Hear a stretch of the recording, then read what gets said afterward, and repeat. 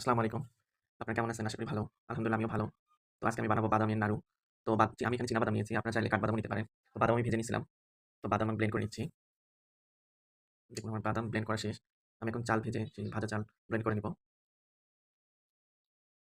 কারণ নাড়ুতে চালের গুঁড়ো দিলে একটু ভালো লাগে। তো আমার চালের গুঁড়ো ব্লেন্ড করা প্রায় শেষ।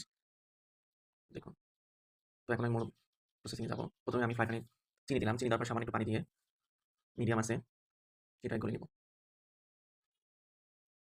এভাবে হাত দিয়ে দেখলাম যে চিকটা ভাবটা আসছে কিনা। চিকটা ভাব আসার পরে ব্লেন্ড করা বাদাম দিয়ে দিলাম। এরপরে ভালো করে মিক্সড করে নিচ্ছি। আপনারা চুলার আঁচটা কিন্তু মিডিয়ামে রাখবেন। বাদাম মিক্স করা হলে এবার আমি চালের গুঁড়ো দিয়ে দিচ্ছি। চালের গুঁড়ো ভালো করে মিক্স করে নিব। মিক্স করা শেষ। এই পর্যায়ে আমি এড করব গুঁড়ো দুধ। এটা স্বাদ বাড়ানোর জন্য আপনারা চাইলে দিতে পারেন, না দিলে সমস্যা নাই। তো আমি গুঁড়ো দুধ দিয়ে ভালো করে মিক্সড করে নিচ্ছি। তো এই পর্যায়ে যখন দেখবেন যে ফ্রাই প্যান থেকে আপনা আপনি উঠে আসতেছে, তখন দেখুন চুলা থেকে নামিয়ে নেব।